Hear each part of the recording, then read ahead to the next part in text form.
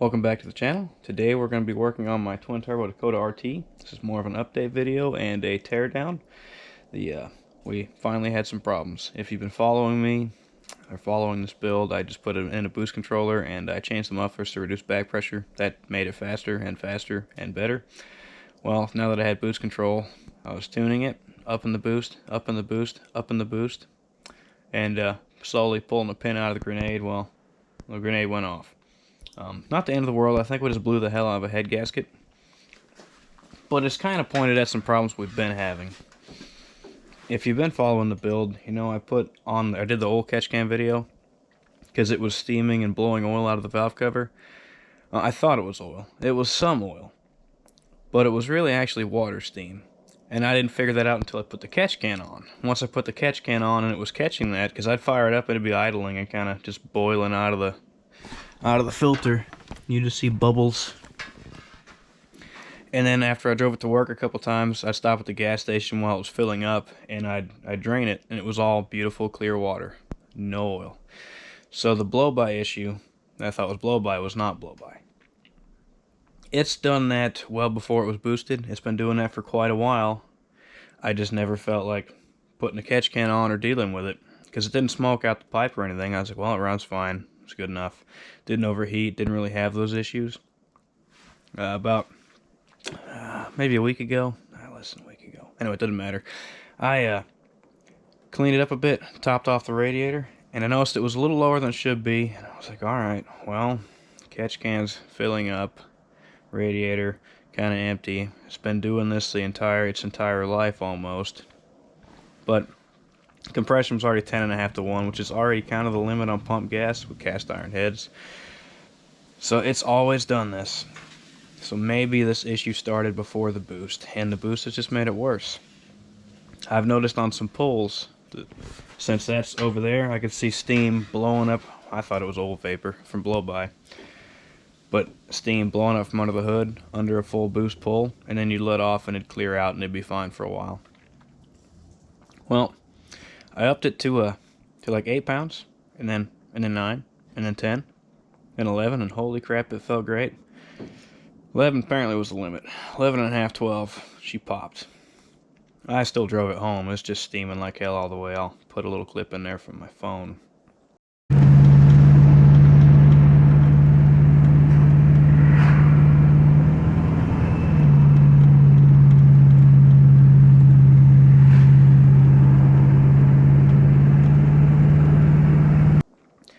But I think we're alright, as long as there's no crack. I'm hoping that steam wasn't like cracking the block or something weird. When I pulled the spark plugs out before, I just changed the plugs.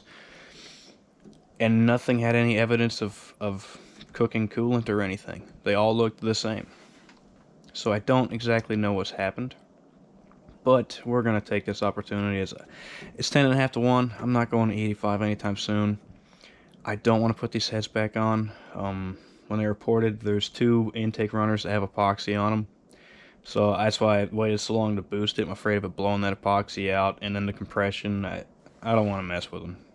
So we're tearing this down to put on new stuff. I've ordered a set of Speedmaster 190cc intake runner, whatever, CNC ported, and the chambers are bigger. These are 62, plus we shaved the head, so it's probably a little less. I believe that's factory Magnum spec. There's 67.5, 68, so I should drop to the low 9 compression ratio. Somewhere between 9.2 to 9.3, something like that, so that'll help. That'll help on pump gas.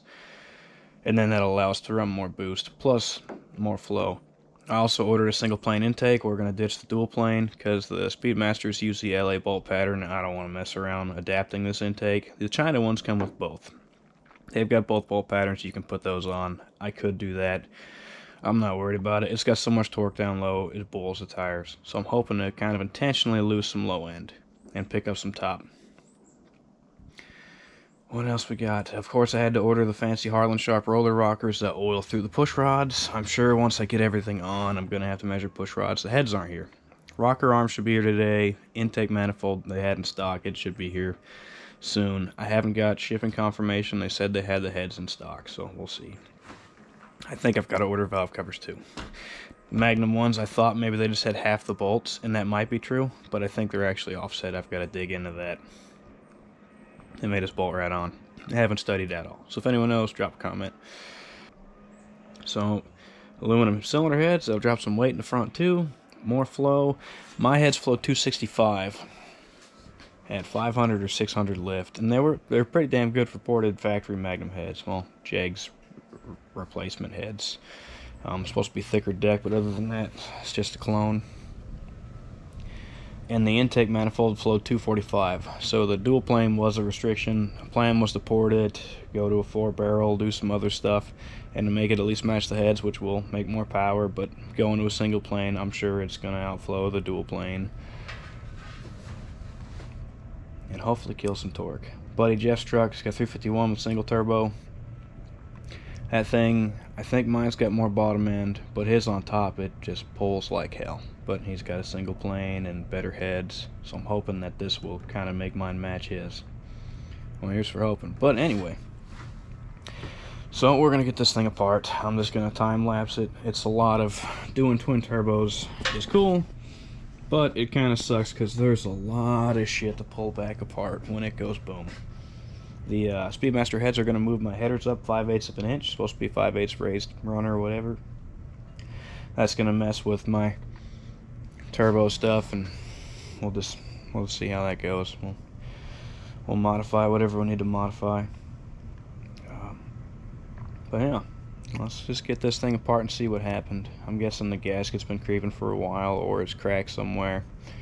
It cracked, maybe water caused a detonation. I don't know. When I pulled the plugs, there was no real sign of detonation. Well, anyway, I'm just kind of babbling at this point, so I'm going to put you on the stand and I'm going to get to work.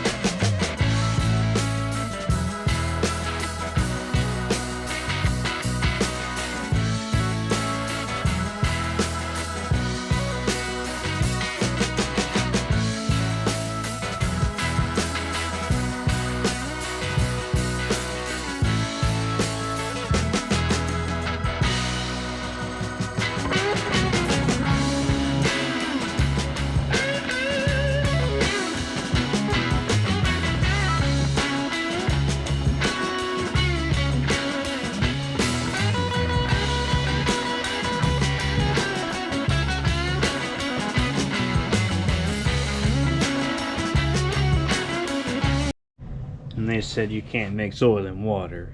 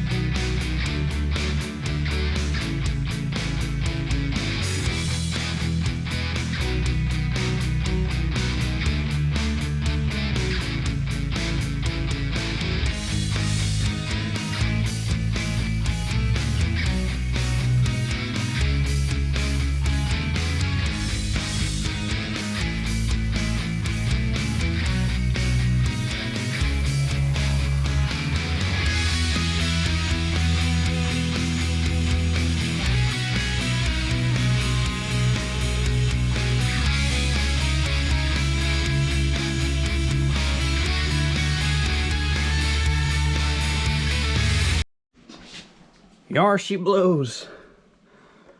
Alright, there's one. That one looks okay. That one's gone. That one's on its way out. This thing was having a problem. I'm curious. It never overheated. But the inner bolts were nice and tight. Outer bolts were not nice and tight. I'm gonna check everything. I know you're really not supposed to do that, but I'm gonna check the other cylinder head. I haven't touched any of the bolts yet. I'm gonna just keep easing up on the torque wrench and see where they start to click at. Alright, we'll check the center one first.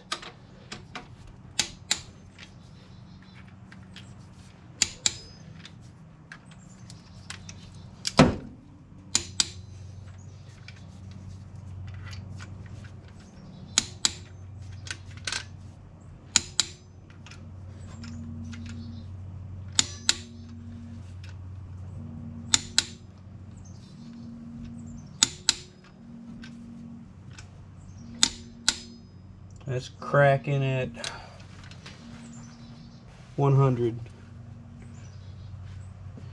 Hello? Hi. What's up? Alright, so centers came out about 100.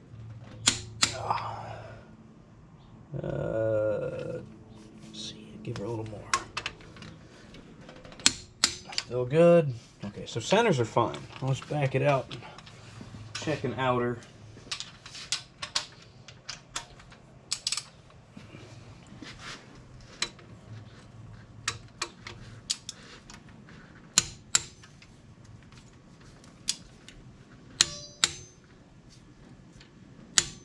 Well, this one's not as bad. There it is.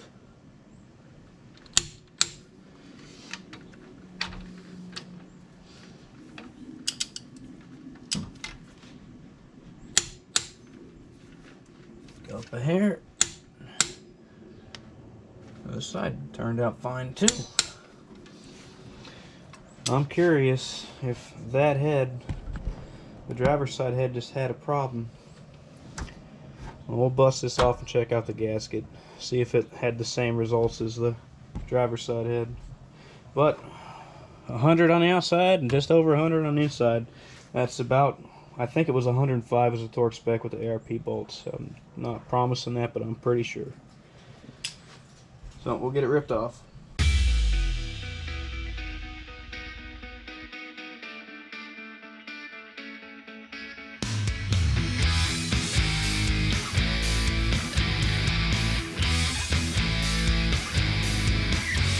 GoPro battery died, so it won't turn on at all now. I bought a bunch of parts, so I didn't have money to go buy another battery. So we're finishing it with this. Won't be as good a quality, and definitely will be a little more shaky. Alright, driver's side head, we saw the gasket in the GoPro footage. Passenger side head was not as bad. It was not as bad. You can see that one's a little peaky right there. It was on its way out. The rest of them look okay. I had a conversation with Tim. We are planning on checking these heads. We're going to pressure test them and see if they've got a crack somewhere. We're going to check them for warpage to see what happened. I don't ever remember it getting hot, but I measured the gaskets with my calipers, and the compressed thickness is 0.039 is what it's supposed to be, and it's 0.039 without being clamped. And if you don't know, a head gasket's a spring. 0.039 is when it's squished. Whenever you take that load off, it should unsquish. So since it's staying where it was, that means something got really hot. Now, I don't ever remember overheating it, but it's always had this steaming issue. So there's a chance there's just some inherent problem with these heads, but I don't know yet. We're going to have to check that out. I had been driving it. I've been doing this well before boost. I thought it had some blow-by issue, and obviously it did have a blow-by issue. It just wasn't from the piston rings. It was from the head gasket well before it got turbos. It would always push oil out of the valve cover, like a lot. I thought it was all oil, but then when I put the catch can on, it drove fine, everything was fine. It would still steam like hell. Now I know it was actually water steam, but it would fill that up. I'd take 2 trips to work, and that thing would be full of water, just crystal clear water. So we're not really sure exactly what happened, but we're going to check it out and see if we can figure it out. Those aren't going back on. just because I'm running pump gas. I want to put more boost in it. Aluminum heads are better, lighter, all that good stuff. I'll try to figure out what happened. This thing with the 392 gears and the speed of traffic, or at least me driving, it was 3,500 RPMs all the way to work for 30 to 40 minutes. So there's a chance just in that. I never saw it on the gauge overheat, but maybe just all that RPM for that long and me beating on it, maybe that was enough to cook it, or to cook the gaskets. So, it is what it is. I'm surprised it held for this long. It's been doing that. It had been steaming under full load when I'd been driving it probably a month ago, and I'd let off and it'd be fine. So I knew something was coming. And the bottom end's still together, so I'm not that worried about it. It is what it is. It's a chance to check out some stuff, we learn some stuff, and make some more power. When the Speedmaster heads get in, I'm going to take them over to Tim's. I'm sure we're going to flow them. I'm sure he's got to know. I got to know too. But also, he's going to check the valve job. I used to work for Tim at the machine shop, and I've seen many times these Speedmaster Pro Comp heads. They'll come in and they're all right, but they need touched up. The valve seats will have run out and some other odd issues. So we're going to check them out and make sure they're good to go, so we put them on once. Hopefully. Until I up the boost to wherever it pops next. I don't know what's going to pop next. But that's the plan. I'll be sitting here cleaning out all the water. I'm going to pull the drain plug again and get some WD-40 and just WD-40 the crap out of it. Try to run as much water out as possible so it doesn't start rusting in the cylinders and everywhere else. But that's where we're at right now. The tires definitely made a difference. It hooks, and since it hooks, I've been able to have longer and longer passes. It just spinning was saving it, and of course that was obviously just how it works. If you're only on throttle for less than a couple seconds, and it basically free revving because there's no tire traction, it's not really an issue. I did third gear pulls before, and it would hook on the highway, but I'm only going to go so fast. Don't want to go to jail for that. So, well, here we are. Don't know exactly what happened. We'll figure it out, and we'll improve and adapt and overcome and all that crap, and make some more power. If you made it through all this crap, thank you for watching. If you're new, please like and subscribe. I don't know what horsepower it was going to make. We estimated at 12 pounds, besides the head gasket issue. It should be 1.75 what it made naturally aspirated-ish. And that was 365, so it was somewhere around 630 something to the tires, which is impressive. And maybe that was just all those head gaskets wanted.